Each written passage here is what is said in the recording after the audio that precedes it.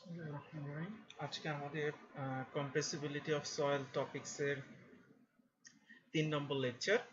তো 3 নম্বর লেকচারটার আলোচনা শুরু করার আগে 2 নম্বর লেকচারটার কিছু কন্টিনিউশন করে আমি শুরু করতে চাচ্ছি, কারণ 2 নম্বর লেকচারে আমাদের খুবই ফান্ডামেন্টাল কিছু বিষয় আলোচনা করা হয়েছিল, যেটা আমাদের all through compressibility of soil টপিকসের জন্য প্রয়োজন হবে। তো সেটা ছিল আমাদের নর্মালি কনসোলিডেটেড সয়েল অথবা ওভার কনসোলিডেটেড সয়েলের ডেফিনেশন বা এটার মিনিং থেকে। আমি এটা ডিটেলে যাব না, কারণ গত ক্লাসে এগুলো ডিটেল আলোচনা করা হয়েছিল। তো নর্মালি কনসোলিডেটেড সয়েল হলো আমার প্রেজেন্ট কোন একটা পার্টিকুলার সয়েলের প্রেজেন্ট ইফেক্টিভ ওভারবার্ডেন প্রেশার যদি তার লাইফ টাইমের ম্যাক্সিমাম হয়। দ্যাট মিনস বর্তমানে সামহাও আমি 8-10 ফিট নিচ থেকে একটা সয়েল কালেক্ট করলাম, তার উপরে বর্তমানে আমি গামা এজ করে দেখলাম 100 কেপিএ লোড কাজ করতেছে। এখন এই 100 কেপিএ যদি তার লাইফ টাইমের ম্যাক্সিমাম হয়, তার মানে বর্তমানে 100 কাজ করছে এবং সে লাইফে কখনোই 100-এর বেশি সয়েল মানে স্ট্রেস বিয়ার করতে হয়নি, তখন আমি সেই সয়েলটাকে বলবো নর্মালি কনসোলিডেটেড সয়েল। আর ওভার কনসোলিডেটেড সয়েল হলো যদি আমার প্রেজেন্ট ইফেক্টিভ ওভারবার্ডেন প্রেশারের চাইতে অতীতে বেশি প্রেশার থেকে থাকে। কখন সেটা আমার জানা দরকার নেই, বাট বেশি ছিল। ফর এক্সাম্পল, আগেরটার সাথে যদি আমি একটু ম্যাচ করে বলি, যে আমরা একটা পার্টিকুলার সয়েলকে যে কোনো একটা ডেপ থেকে কালেক্ট করলাম, করে গামা এজ করে দেখলাম বর্তমানে তার উপর 100 কেপিএ পরিমাণ স্ট্রেস কাজ করতেছে, কিন্তু সামহাউ আমরা বের করলাম। এটা টেকনিকটাও গত ক্লাসে দেখানো হয়েছিল, যে আমরা ক্যালকুলেশন করে দেখলাম যে এই সয়েলটা কোনো না কোনো সময় 100-এর চেয়ে বেশি, 150-200 what ever the value is, একটা স্ট্রেসে ছিল। তাহলে বর্তমান প্রেশার তার লাইফ টাইমের ম্যাক্সিমাম না, তাহলে এই ধরনের সয়েলকে আমরা ওভার কনসোলিডেটেড সয়েল বলি। আর প্রি কনসোলেশন প্রেশারটা হলো লাইফ টাইমের maximum pressure. That means soil যদি নর্মালি কনসোলিডেটেড হয়, তাহলে বর্তমান প্রেশার সর্বোচ্চ, তার মানে বর্তমান প্রেশারই সয়েলের প্রি কনসোলেশন প্রেশার। আর সয়েল যদি ওভার কনসোলিডেটেড হয়, তাহলে অতীতে যে প্রেশারটা সর্বোচ্চ ছিল সেটাই হলো তার প্রি কনসোলেশন প্রেশার, এবং এটাকে সিগমা সি দ্বারা রিপ্রেজেন্ট করা হয়। এটা কিভাবে বের করা যায় সেটা গত দিনও আলোচনা করা হয়েছিল ফিগার 11.13 এর মাধ্যমে, যে আমার একটা গ্রাফ করে বাইসেক্টস করে স্লোপ করে সিগমা সি এর ভ্যালু বের করা যায়, এবং এই সিগমা সি এর ভ্যালুর উপর বেস করে এই সিগমা সি এর ভ্যালু আমি যেখান থেকে সয়েল কালেক্ট করেছি সেখানকার গামা এজ করে তার সাথে কম্পেয়ার করে নিতে হয়। কম্পেয়ার করে যদি একই রকম ভ্যালু আসে, তখন আমরা বলি নর্মালি কনসোলিডেটেড সয়েল। আর যদি বেশি চলে আসে সিগমা সি এর ভ্যালু প্রেজেন্ট প্রেশারের চেয়ে, তখন আমরা তাকে ওভার কনসোলিডেটেড সয়েল বলি। তো ওভারঅল এই আলোচনাগুলো ছিল। আর এছাড়া আমরা গত দিন ফিগার 11.12 দিয়েও যে একটা সয়েলকে কখন আমরা ইলাস্টোপ্লাস্টিক ম্যাটেরিয়ালস কেন বলি সয়েলকে, সেটার ডিটেল আলোচনা করা হয়েছিল। তো ওটা আমি আর কন্টিনিউ করব না আজকে। আজকে আমি ফিগার 11.12 দিয়ে আরেকটা বিষয় একটু আলোচনা আনতে চাচ্ছি। সেটা হলো, আমরা এর আগে গত ক্লাসে আমি বলেছিলাম যে আমরা সয়েলকে যখন টেস্ট করি, কনসোলিডেশন টেস্ট করি, একদম টেস্টের শুরুর অংশটা কম্পারেটিভলি ফ্ল্যাট থাকে, তারপরের অংশটা স্টিভ হয়ে যায়। সেটা আমি প্র্যাকটিক্যালি আমার সয়েলটা নর্মালি কনসোলিডেটেড হোক আর ওভার কনসোলিডেটেড হোক, তার এই বিহেভিয়ারটা হয়। তার মানে এটাকে যদি আমি সামহাউ ভাগ করে ফেলি, তার মানে এই পোর্শনটুকুতে আমার টেস্টের এই পোর্শনটুকুতে সয়েলের বিহেভিয়ারটা হয় অ্যাজ এ ওভার কনসোলিডেট, আর কম্পারেটিভলি স্টিভ অংশ যেটা থাকে এখানে আমার বিহেভিয়ারটা হলো অ্যাজ এ নর্মালি কনসোলিডেট। উপরের ফ্ল্যাট অংশটা তার বিহেভিয়ার হলো ওভার কনসোলিডেট, আর নিচের অংশটা হলো গিয়ে নর্মালি কনসোলিডেট। এখন প্রশ্ন জাগতেই পারে যে আমার তো প্র্যাকটিক্যালি সয়েলটা নর্মালিও কনসোলিডেট হতে পারে, তাহলে নর্মালি কনসোলিডেট হলে আবার তার এই ফ্ল্যাট অংশটা কেন আসবে, যেটা ওভার কনসোলেশনকে রিপ্রেজেন্ট করে। এখন এটার কথাটা হলো, আমি ল্যাবে যখন একটা সয়েলকে টেস্ট করব, সে সব সময় শুরুতে ওভার কনসোলেশন বিহেভিয়ার দেখাবে এবং সে তারপরে নর্মালি কনসোলেশন বিহেভিয়ার দেখাবে। এখন প্রশ্ন থেকে যাচ্ছে যে আমার ল্যাবে কেন একটা পার্টিকুলার সয়েল শুরুতে ওভার কনসোলেশন দেখাবে।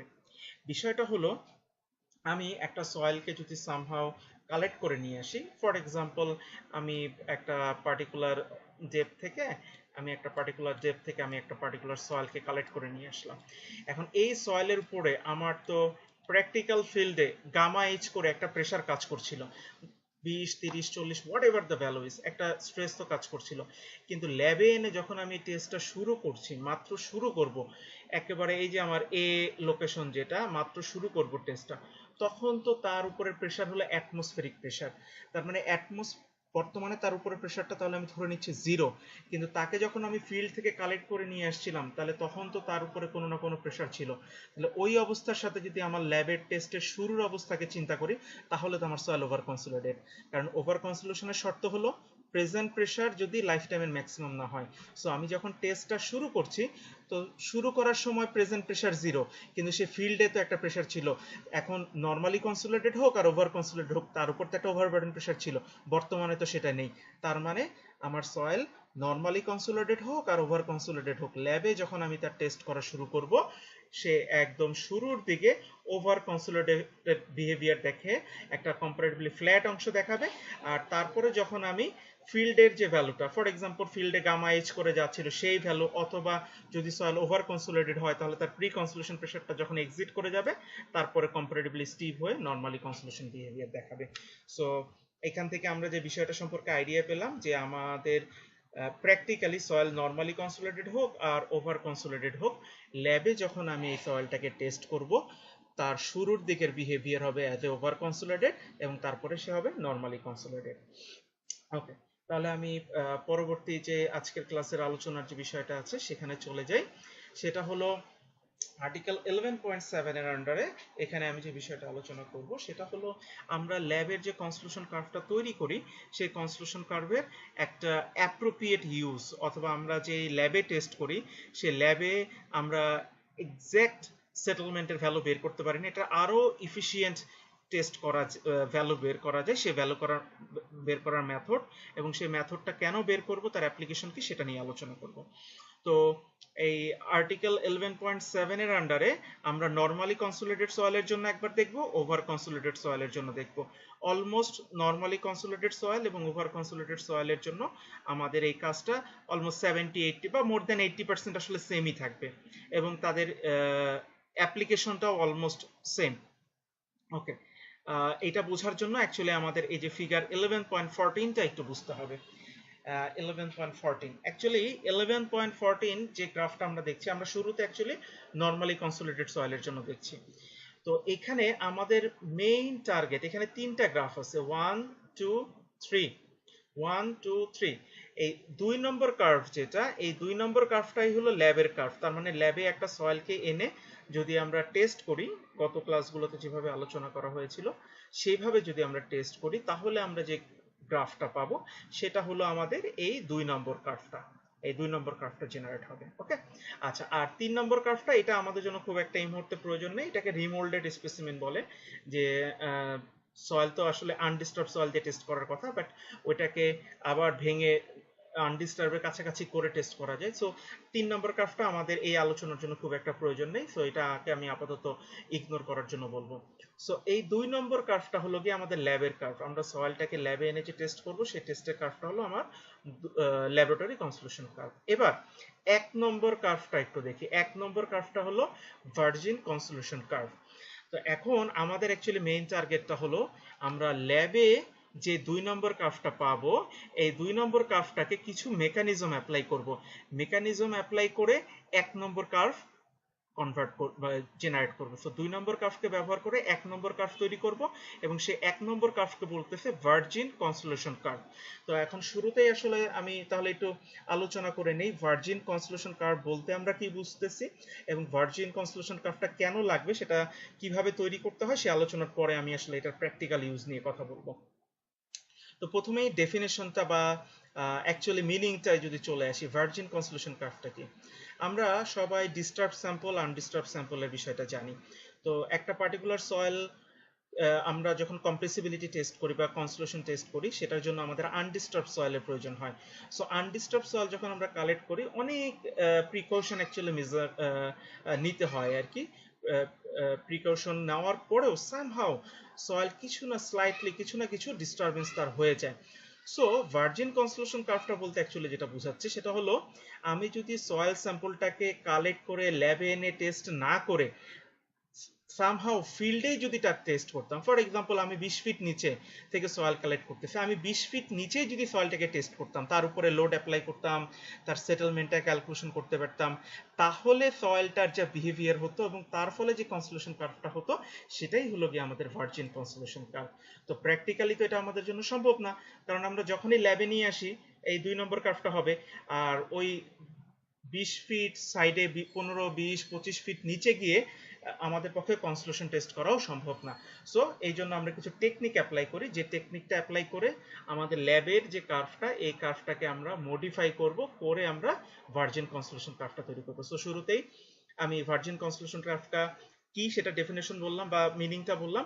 এবার ভার্জিন কনসোলেশন কার্ভ কিভাবে তৈরি করে সে বিষয়টা আমি আলোচনা করব। আলোচনা হয়ে গেলে তারপর আমি এটার ইউজ নিয়ে, হ্যাঁ, প্র্যাকটিক্যাল ইউজ নিয়ে আমি কথা বলবো। আচ্ছা, তো প্রথমেই ভার্জিন কনসোলেশন কার্ভটা তৈরি করার জন্য আমরা বলে নিয়েছি যে আমাদের সয়েলটা নরমালি কনসোলিডেট, কিন্তু একটা সয়েল নরমালি কনসোলিডেট না ওভার কনসোলিডেট সেটা কিভাবে বের করতে হয় এটা আমরা অলরেডি আমাদের আগের যে টপিকসটা ছিল, আমাদের এই যে ফিগার 11.13 যে স্লোপ করে বাইসেক্টস করে সিগমা সি বের করে যে প্রসেসটা বের করার, সেই প্রসেসে অ্যাকচুয়ালি আমাদের শুরুতে বের করে নিতে হবে। বের করে আমাদের প্রথমে দেখতে হবে সয়েল নরমালি কনসোলিডেট না ওভার কনসোলিডেট। সো আমরা তো বলে নিলাম যে আমাদের সয়েলটাকে আমরা ধরে নিতেছি normally consolidate. So normally consolidate soil মানে হলো তার present effective overburden pressure which is sigma naught is equal to the pre consolation pressure life time maximum pressure. So present pressure এবং ম্যাক্সিমাম প্রেশার বোথ আর same, তার মানে গ্রাফে তারা একই পয়েন্টকে note করতেছে, আমার একই পয়েন্টকে তারা হিট করবে। এবার ই নট কিভাবে বের করতে হয় এটা আমাদের কম্প্রেসিবিলিটি বা কনসোলেশন টপিকস এর প্রথম ক্লাসে আলোচনা করা হয়েছিল লেকচার 1-এ, যে ভিভি বাই ভিএস, সেখান থেকে এইচভি বাই এইচএস এইভাবে ক্যালকুলেশন করে ই নট, তার মানে আমি যখন স্যাম্পলটা মাত্র টেস্ট করা শুরু করব সেই মুহূর্তের ভয়েড রেশিওটাই হলো আমার ই নট। তাহলে এই ই নটটা আমরা বের করা অলরেডি আগে দেখে আসছি, তাহলে আমরা গ্রাফে ই নটের ভ্যালুটা বের করে ফেলতে পারবো। আমার 2 নম্বর কার্ভটা তৈরি হয়ে যাবে ল্যাবের রেজাল্ট দিয়ে, আমি সিগমা নট সিগমা সি সমান এটাও বের হয়ে যাবে, আর ই নটটার ভ্যালু আমার জানা থাকবে। আচ্ছা, ই নটটার ভ্যালু যদি আমার জানা থাকে তাহলে 0.4 ই নটটাও আমার জন্য কি বের করা যাবে, কারণ ই নটটাকে আমি 100% ধরে নিব। তাহলে ই নটটা যদি আমার একটা বেঞ্চমার্ক হয় তাহলে তাকে 0.4 দ্বারা মাল্টিপ্লাই করে ই নটের ভ্যালু 0.8 হোক, 0.9 হোক, 0.75 what ever the value is, তাকে আমি 0.4 দ্বারা মাল্টিপ্লাই করব। 0.4 দ্বারা মাল্টিপ্লাই করে ফেললে আমার একটা ভ্যালু চলে আসবে, সেটাই হলো কি আমার 0.4 ই নট। এটাই হলো আমার 0.4 ই নট। তাহলে এবার যে কাজটা আমাদের করতে হবে, ই নট থেকে আমরা সরাসরি একটা হরিজন্টাল লাইন ড্র করব। ই নট থেকে সরাসরি আমরা একটা হরিজন্টাল লাইন ড্র করব এবং আমরা 0.4 ই নট থেকে সরাসরি একটা হরিজন্টাল লাইন ড্র করব। ই নট থেকে একটা হরিজন্টাল লাইন, 0.4 ই নট থেকে একটা হরিজন্টাল লাইন। আর এখানে আমাদের সিগমা নট এবং সিগমা সি এর, that means pre consolation pressure যেটা বের করেছি আমরা, এখান থেকে আমরা সরাসরি একটা ভার্টিক্যাল লাইন ড্র করব। সরাসরি একটা ভার্টিক্যাল লাইন ড্র করব। তো ভার্টিক্যাল লাইন ড্র করলে যেটা হবে, ই নটের হরিজন্টাল লাইন এবং সিগমা সি এর ভার্টিক্যাল লাইন এরা একটা পয়েন্টে ইন্টারসেক্ট করবে, এই যে জি পয়েন্টে ইন্টারসেক্ট করবে। আর 0.4 ই নট থেকে যে হরিজন্টাল লাইনটা টেনেছিলাম, এই লাইনটা আমার 2 নম্বর কার্ভকে একটা পয়েন্টে ইন্টারসেক্ট করবে, যে পয়েন্টটাকে বলা হচ্ছে এফ। 0.4 ই নটের হরিজন্টাল লাইন 2 নম্বর কার্ভকে একটা পয়েন্টে ইন্টারসেক্ট করবে হুইচ ইজ এফ। আর আমার সিগমা সি এর ভার্টিক্যাল লাইন এবং ই নটের হরিজন্টাল লাইন একটা পয়েন্টে ইন্টারসেক্ট করবে হুইচ ইজ জি। এই জি পয়েন্ট এবং এফ পয়েন্ট, এই জি পয়েন্ট এবং এফ পয়েন্টকে যদি আমরা যোগ করে দেই তাহলে যে কার্ভটা পাবো সেটাই হলো আমার 1 নম্বর কার্ভ বা ভার্জিন কনসোলেশন কার্ভ। সো এই যে প্রসেস যেটা দেখালাম, এই প্রসেসে আমরা ফার্স্টে ল্যাবের কার্ভ যেটা 2 নম্বর কার্ভ তৈরি করব। 2 নম্বর কার্ভটা তৈরি করে এই মডিফিকেশন প্রসেসের মধ্যে থেকে আমরা ভার্জিন কনসোলেশন কার্ভ বের করে ফেলতে পারবো। আর এই ভার্জিন কনসোলেশন কার্ভই হলো যে আমি যদি আমার পার্টিকুলার সয়েল স্যাম্পল কালেক্ট না করে ফিল্ডেই যদি আমি সামহাউ তার টেস্ট করতে পারতাম, তাহলে আমার যে ভ্যালুটা আসতো বা সয়েলের যে ক্যালকুলেশনের ভ্যালুটা আসতো সেটাই হলো আমার ভার্জিন কনসোলেশন। এখন হলো এটার ইউজটা কি। আচ্ছা, এটার ইউজটা বোঝার জন্য আমি একটা এক্সাম্পল আকারে ধরে নিতেছি যে আমি একটা পার্টিকুলার প্রজেক্টে কাজ করতেছি। এখন এই প্রজেক্টে আমার ইন্ডিভিজুয়াল ফুটিং হয়তো আমি চিন্তা করতেছি, সো ইন্ডিভিজুয়াল ফুটিং যদি চিন্তা করি আমার অ্যালাউয়েবল সেটেলমেন্ট হয়তো বা অ্যাকর্ডিং টু কোড অ্যারাউন্ড 1 ইঞ্চির মতন, তার মানে আমার ফুটিংটা সর্বোচ্চ 1 ইঞ্চি পরিমাণ যদি সেটেল করে তাহলে আমি বলতে পারবো যে সেফ। এর চাইতে বেশি যদি আমার সেটেলমেন্ট হয়ে যায় তাহলে আমি বলবো আনসেফ, আমাকে এর চাইতে বেটার সয়েলে যেতে হবে। তো সাধারণত যদি ফ্লাকচুয়েশন না থাকে আমরা যত নিচের দিকে যাই তত ভালো সয়েল পাই। ফর এক্সাম্পল আমি যদি বলি যে আমি 6 ফিট ডেপথে একটা পার্টিকুলার সয়েল নিলাম, 6 ফিট ডেপথে ফাউন্ডেশন অ্যানালাইসিস করে দেখলাম তার সেটেলমেন্ট হচ্ছে 2 ইঞ্চি, কিন্তু আমার অ্যালাউয়েবল সেটেলমেন্ট 1 ইঞ্চি। ম্যাক্সিমাম ক্ষেত্রে নর্মাল সার্কামস্টেন্সে যেতে হবে, আমি 6 ফিটের জায়গায় যদি 8 ফিট 9 ফিট ডেপথে যাই তাহলে দেখা যাবে আমার সেটেলমেন্টটা 2 ইঞ্চির জায়গায় আরো কিছুটা কম হবে। আমি যত নিচের দিকে যাব কম্পারেটিভলি সয়েলের বিয়ারিং ক্যাপাসিটিও বাড়বে, সেটেলমেন্টও কম হবে। এটা হলো নর্মাল সার্কামস্টেন্স, যদি না আমার নিচের দিকে কোনো প্রকার কোনো সফট ক্লে সয়েল বা এই ধরনের সার্কামস্টেন্স থাকে। তো আমি জাস্ট এক্সাম্পল আকারে ধরে নিচ্ছি যে আমরা একটা পার্টিকুলার সয়েল নিয়েছি, সে সয়েলে আমাদের ভ্যালুগুলো আমাদের জানা আছে, আমরা টেস্টটা করে ফেলেছি এবং আমরা যে প্রজেক্টটা করতেছি এখানে সর্বোচ্চ অ্যালাউয়েবল সেটেলমেন্ট হলো 1 ইঞ্চি এবং আমরা ধরে নিচ্ছি যে এই সয়েলের অ্যাপ্রক্সিমেটলি 20% ভয়েড রেশিও যখন চেঞ্জ হচ্ছে, 20% ভয়েড রেশিও চেঞ্জ হওয়ার ফলে তার সেটেলমেন্ট 1 ইঞ্চি হয়। তাহলে 20% ভয়েড রেশিও চেঞ্জ মানে হলো ই নটের ভ্যালু যখন 0.8 ই নট হবে। সো আমি এক্সাম্পল আকারে এইরকম একটা লোকেশন নিয়ে নিলাম, তার মানে আমি এই লোকেশনটার আমার ভয়েড রেশিওটাকে বলতেছি 0.8 E not. Okay, 0.8 E not, তার মানে আমার ভয়েড রেশিওটা ই নট থেকে যদি 0.8 ই নট পর্যন্ত চলে আসে তাহলে আমার সয়েলের সেটেলমেন্ট ঘটে যাবে 1 ইঞ্চি। এর চেয়ে বেশি সেটেলমেন্ট হলে আমি আর ফাউন্ডেশন দিতে পারবো না। তাহলে এইখান থেকে আমি ধীরে ধীরে একটা হরিজন্টাল লাইন টানি। হ্যাঁ, আমি একটা হরিজন্টাল লাইন টানি, একটা হরিজন্টাল লাইন টানলে এই হরিজন্টাল লাইনটা আমার 2 নম্বর কার্ভকে একটা পয়েন্টে ইন্টারসেক্ট করতেছে। আর আমি কিছুক্ষণ আগে যে ভার্জিন কনসোলেশন কার্ভটা তৈরি করেছি, আমার ভার্জিন কনসোলেশন কার্ভেও সে একটা পয়েন্টে হিট করবে, আমার ল্যাবরেটরি কার্ভকেও একটা পয়েন্টে হিট করবে, ভার্জিন কনসোলেশন কার্ভকেও হিট করবে। Both are for 0.8 E naught which is 1 inch settlement, which is our allowable limit. আচ্ছা, এবার আমি যদি এখান থেকে এই যে পয়েন্টে কাট করেছে এখান থেকে যদি ভার্টিক্যালি নিচের দিকে চলে আসি, এটা স্কেলিং করলে ভালো বোঝা যাবে, তো যাই হোক আমি র্যান্ডমলি বোঝানোর জন্য এখানে চলে আসলাম। ভার্টিক্যালি যদি নিচের দিকে চলে আসি আমি স্ট্রেসের দুটা ভ্যালু পাবো, স্ট্রেসের দুটা ভ্যালু পাবো।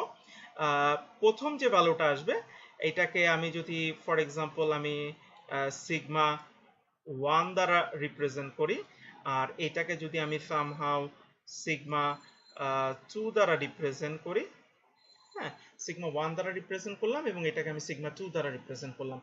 এখন এখান থেকে আমরা কি দেখতে পারতেছি, একদম খুব সহজেই আমরা বুঝতে পারতেছি sigma 2 is greater than sigma 1, sigma 2 এর ভ্যালু সিগমা 1 এর থেকে বেশি।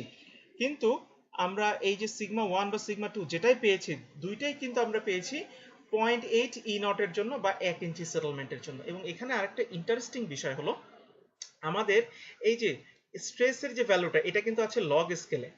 তো লগ স্কেলে থাকার কারণে দেখতে হয়তো বা মনে হতে পারে তাদের ভিতরে খুব একটা গ্যাপ নেই, কিন্তু লগ স্কেলে আমরা জানি 10 বেস হয়। তো 10 বেস যেহেতু হবে, হ্যাভ এ পসিবিলিটি, এটা কেস টু কেস আলাদা। আমার সিগমা 1 এর ভ্যালু কোনো কারণে এক্সাম্পল আকারে আমি বলছি, সিগমা 1 এর ভ্যালু যদি 50 হয়, সিগমা 1 এর ভ্যালু যদি 50 হয়, সিগমা 2 এর ভ্যালু এখানে 150ও হয়ে যেতে পারে, কারণ যেহেতু আমার লগ স্কেলে, তার মানে সিগমা 1 এর ভ্যালু যদি 50 হয় সিগমা 2 এর ভ্যালু 150 হয়ে যেতে পারে। অ্যাকচুয়ালি আমি এটা দ্বারা কি বোঝাতে চাচ্ছি সেটা একটু পরে আসতেছি। আচ্ছা, তাহলে এখান থেকে আমরা যে বিষয়টা হলো আমরা ফার্স্টে ল্যাবরেটরি কার্ভ 2 করলাম, সেখান থেকে ভার্জিন কনসোলেশন কার্ভ 1 ধরলাম, আমার অ্যালাউয়েবল সেটেলমেন্ট যেহেতু 1 ইঞ্চি এবং আমি সামহাউ টেকনিক আছে সেটা পরে আলোচনায় আসবে, যে জানতে পারলাম যে এই সয়েলের 20% ভয়েড রেশিও যদি চেঞ্জ হয় তাহলে 1 ইঞ্চি সেটেলমেন্ট হয় এবং যেটা আমার অ্যালাউয়েবল। সো আমি 20% ভয়েড রেশিও চেঞ্জে 0.8 এ গেলাম, এখান থেকে হরিজন্টাল লাইন দিলাম, হরিজন্টাল লাইন 2 নম্বর কার্ভকে একটা পয়েন্টে ইন্টারসেক্ট করলো, আমার ভার্জিন কনসোলেশন কার্ভকে একটা পয়েন্টে হিট করলো। হিট করার পরে তাদের থেকে যদি আমি এক্স অ্যাক্সিসে চলে আসি, চলে আসলে একটা স্ট্রেস পেলাম 50 আর একটা স্ট্রেস পেয়ে গেলাম 150। আচ্ছা, এবার এখান থেকে আমি কি বুঝতে পারতেছি, এখান থেকে আমি যদি আসি, আমি ফর এক্সাম্পল আমি একটা প্রজেক্ট করতেছি, একটা প্রজেক্টে আমার ফাউন্ডেশনে ডিজাইন করতে হবে, আমার সেই প্রজেক্টটা ফর সে 10 তলা একটা বিল্ডিং হবে, তাহলে 10 তলা একটা বিল্ডিং যেহেতু হবে, আমি অ্যাজ এ ডিজাইনার আমি এটার বিম লেআউট, কলাম লেআউট টেআউট সব করলাম, করে একটা কলামকে নিয়ে আসলাম, একটা কলামের নিচে তো আমাকে ফুটিং দিতে হবে, তো ফুটিংও আমি চিন্তা করলাম, ফুটিংটা চিন্তা করে একটা এরিয়া ধরে বিয়ারিং ক্যাপাসিটিতে আসলাম। তো বিয়ারিং ক্যাপাসিটি দিয়ে আমি এসে দেখতেছি যে আমি যেই ডেপথে ফুটিংটা দিতে চাচ্ছি, এই ডেপথে এসে বা যেই ডেপথে আমি এই সয়েলটার অ্যানালাইসিস করতেছি, সেই ডেপথে আমার এখানে 80 পরিমাণ স্ট্রেস জেনারেট করে, ফর এক্সাম্পল 80 পরিমাণ স্ট্রেস জেনারেট করে। এখন এবং এই 80 পরিমাণ স্ট্রেস জেনারেট করতেছে আমার এই কলাম থেকে।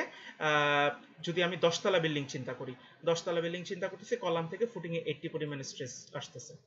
এখন একজন ইঞ্জিনিয়ার সে যদি ল্যাবরেটরি কার্ভ ব্যবহার করে, তাহলে তার হিসাবে কি বলে? তার হিসাবে বলতেছে যে ফ্রম ল্যাবরেটরি কার্ভ এই ডেপথের সয়েলের উপরে যদি 50 পরিমাণ স্ট্রেস চলে আসে, তাহলে তার সেটেলমেন্ট হয়ে যায় 1 ইঞ্চি, আর স্ট্রেস যদি 50-র চাইতে আরো বেড়ে যায়, সেটেলমেন্ট 1 ইঞ্চির চাইতে বেড়ে যাবে।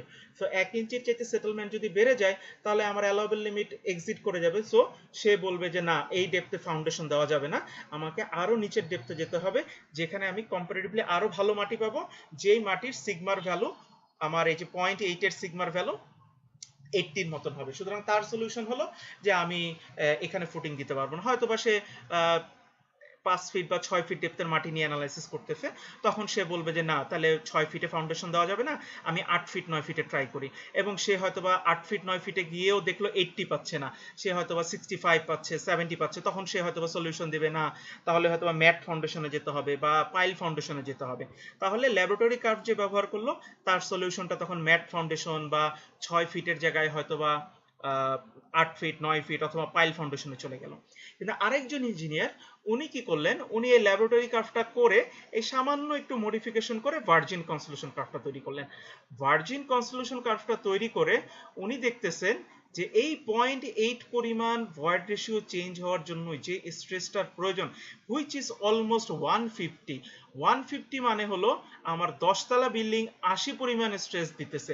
তার মানে এই লেভেলে 10 তলা বিল্ডিং যদি 80 পরিমাণ স্ট্রেস দেয়, 150 আসার জন্য সেখানে হয়তো আমার 17-18 তলা বিল্ডিং লাগবে।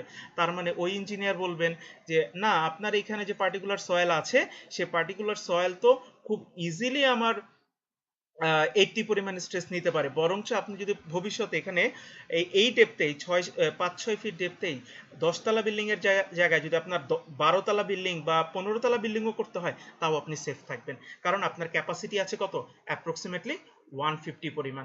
আপনার 150 পরিমাণ স্ট্রেস না আসলে 1 ইঞ্চি পরিমাণ সেটেলমেন্ট হবে না। তার মানে both the cases, both engineer আর ইজ কারেক্ট, দুইজন ইঞ্জিনিয়ারই ঠিক আছেন, কিন্তু যে ল্যাবরেটরি কার্ভ তৈরি করলেন উনি অনেক ইকোনমিক্যাল সলিউশন দিতে পারলেন না, ওনার এক্সপেন্সিভ সলিউশনে চলে যেতে হলো।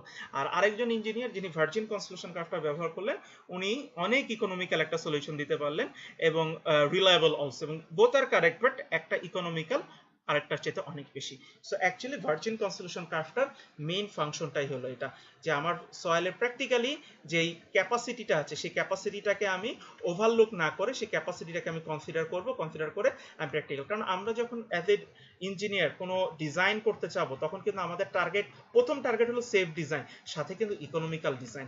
সুতরাং আমি যদি একটা প্রজেক্টের ফাউন্ডেশনে এইভাবে জাস্ট 1%ও সেভ করে ফেলতে পারি, জাস্ট 1%, টোটাল ফাউন্ডেশনের যদি 1%ও সেভ করে ফেলতে পারি, লাইক হলো আমাদের ভার্সিটির মতন ভার্সিটির বা প্রজেক্টের যদি এক্সাম্পল আকারে বলি, শুধুমাত্র ফাউন্ডেশনের 1% সেভ করতে পারলেও হয়তো বা কয়েক কোটি টাকা সেভ হয়ে যাবে। সুতরাং একজন ইঞ্জিনিয়ারের জাজমেন্টের উপর বেস করে দেখা যাচ্ছে যে কয়েক কোটি টাকার খরচ কম বেশি হয়, এবং একটা ছোটখাটো প্রজেক্টও দেখা যাবে 2-3 লাখ টাকা বা 5-10 লাখ টাকা ইজিলি সেভ করা যাবে। তো এই বিষয়গুলো অ্যাকচুয়ালি আমাদেরকে মাথায় রাখতে হবে। আচ্ছা, তো এটা আমরা নরমালি কনসোলিডেটেড সয়েলের জন্য দেখলাম, এবার একটু আমি ওভার কনসোলিডেটেড সয়েলের জন্য চলে যাচ্ছি। ওভার কনসোলিডেটেড সয়েল এবং নরমালি কনসোলিডেটেড সয়েলের জন্য আমি বলেছিলাম কাজটা আমাদের অলমোস্ট সেম, শুধুমাত্র একটু পার্থক্য আছে, সেটা একটু আমাদের দেখতে হবে। আচ্ছা, এখানেও এই একই রকম কার্ভ, এই 2 নম্বর কার্ভটা হলো কি আমাদের ল্যাবের কার্ভ, 2 নম্বর কার্ভটা হলো কি আমাদের ল্যাবের কার্ভ। আর 3 নম্বর কার্ভ নরমালি কনসোলিডেশনের জন্য 3 নম্বর কার্ভটা ছিল রিমোল্ডেড কার্ভ, সো ওইটা আমি ইগনোর করতে বলছি, কিন্তু এইখানে কিন্তু বিষয়টা হলো রিবাউন্ড কার্ভ। রিবাউন্ড কার্ভ, এই রিবাউন্ড কার্ভটা হলো গত ক্লাসে আলোচনা করা হয়েছিল, যখন আমরা একটা লোড অ্যাপ্লাই করি, লোড অ্যাপ্লাই করে একটা সার্টেন পরিমাণ স্ট্রেস দিয়ে এরপরে আবার আনলোড করি, এই আনলোড করলে যে ঘটনাটা হয় সেটাই হলো আমার রিবাউন্ড কার্ভ। এখন এই যে 3 নম্বর কার্ভ যেটা রিবাউন্ড কার্ভ, এই 3 নম্বর কার্ভটা কিন্তু বা এই যে রিবাউন্ড কার্ভটা কিন্তু সয়েলের ওভার কনসোলিডেট অবস্থা। এটা কিন্তু একটু বুঝতে হবে আমাদের। এই 3 নম্বর কার্ভে কিন্তু সয়েলের অবস্থান ওভার কনসোলিডেট। গত ক্লাসে যেটা আলোচনা করা হয়েছিল, আমাদের অ্যাকর্ডিং টু ASTM আমরা 25 kPa দিয়ে শুরু করি, করতে করতে আমরা 1600 kPa পর্যন্ত লোড দিই। তার মানে আমি এই যে লোকেশন যেটা আছে এইখানে যখন চলে আসব, হুইচ ইজ আমরা যখন এইখানে চলে আসব, এই লোকেশন আমরা 1600 পরিমাণ স্ট্রেস দিয়ে দিছি। এরপরে যখন আমরা আনলোড করব 1600 থেকে 800 করব, তখন হয়তো আমরা এরকম লোকেশন পাবো, 800 জায়গায় 400 জন্য এরকম লোকেশন। সুতরাং এই যে আমরা 800 লোকেশন যখন আসছি, তার মানে কি আমার সয়েলে বর্তমানে কাজ করতেছে 800, কিন্তু সে অলরেডি 1600 এক্সপেরিয়েন্স করে আসছে। তার মানে আমার এই লোকেশনে কিন্তু সয়েল ওভার কনসোলিডেট। আবার এইখানে যখন আসবে তার উপরে 400 কাজ করতেছে, কিন্তু এই সয়েল অলরেডি আমার 1600 এক্সপেরিয়েন্স করে আসছে। সুতরাং এটা কিন্তু ওভার কনসোলিডেট অবস্থা। তার মানে আমি এখান থেকে যে জিনিসটা বুঝতে পারতেছি, আমার 3 নম্বর কার্ভটা হলো সয়েলের ওভার কনসোলিডেট অবস্থাকে রিপ্রেজেন্ট করছে। আচ্ছা, আরেকটা ইম্পর্টেন্ট বিষয় সেটা হলো, আমি যেই সয়েলটা বর্তমানে আলোচনা করতেছি, এর আগেরটা ছিল নরমালি কনসোলিডেট, আর এখন যেটা নিয়ে কথা বলছি এটা হলো ওভার কনসোলিডেট। সো সয়েল যদি ওভার কনসোলিডেট হয়, তাহলে প্রেজেন্ট প্রেসারের চাইতে প্রি কনসোলিডেশন প্রেসার কি হবে? বেশি হবে। তাহলে আমার সিগমা সি যেখানে থাকবে, সিগমা নট তার থেকে কিছুটা বামে থাকবে। মানে হয়তোবা আমার প্রেজেন্ট প্রেসার হয়তোবা 50, কিন্তু সে তার লাইফ টাইমে হয়তোবা 100 এক্সপেরিয়েন্স করছে। তাহলে এই সিগমা সি হলো গিয়ে 100 আর সিগমা নটটা হলো গিয়ে 50। তাহলে আগের মতনই কাজ, শুধু পার্থক্য হলো আমি আগে আমার নরমালি কনসোলিডেটের জন্য কি ছিল, সিগমা নট আর সিগমা সি সেম পয়েন্ট ছিল, ওখান থেকে একটা লাইন ভার্টিক্যালি উপরের দিকে গিয়েছিল।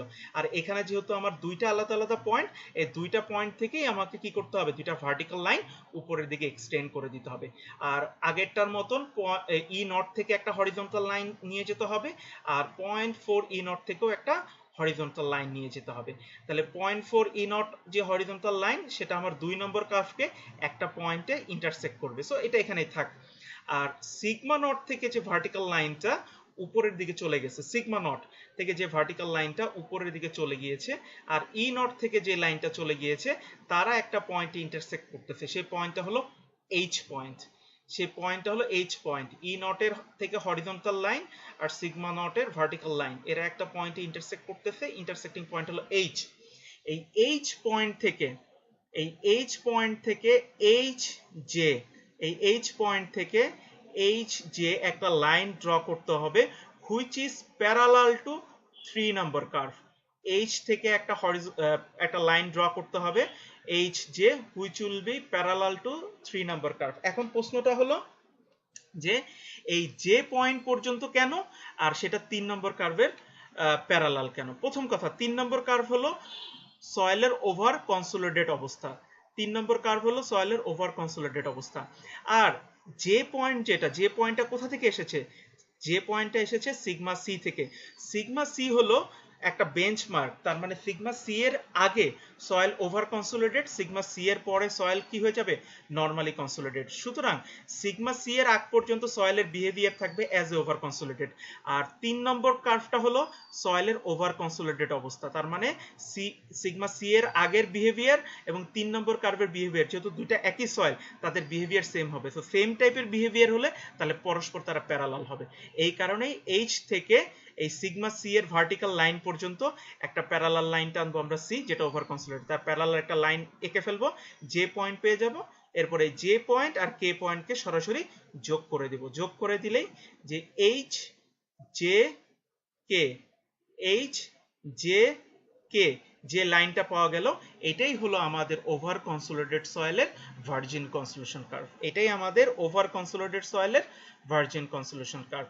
সো এইটা আমার মনে হয় অলরেডি আইডিয়া করা গেছে, যেহেতু আগেরটা বোঝা গেছে। এবং এইটাও এই একইভাবে আমি যদি নরমালি কনসোলিডেট সয়েলের সাথে আমি এটাকে কম্পেয়ার করতে চাই, ওই একইভাবে আমি চাইলে লাইক হলো এখানে একটা বেঞ্চমার্ক দিয়ে যদি ডটেড লাইন করি, ডটেড লাইন করলে আবার দুইটা পয়েন্ট আসবে, সেখান থেকে যদি আবার ভার্টিক্যাল লাইন টানি, ওই একই এক্সাম্পল, একই টাইপের এক্সাম্পল, যে ভার্জিন কনসোলেশন কার্ভ ব্যবহার করে আমি much more economical and efficient solution দিতে পারবো।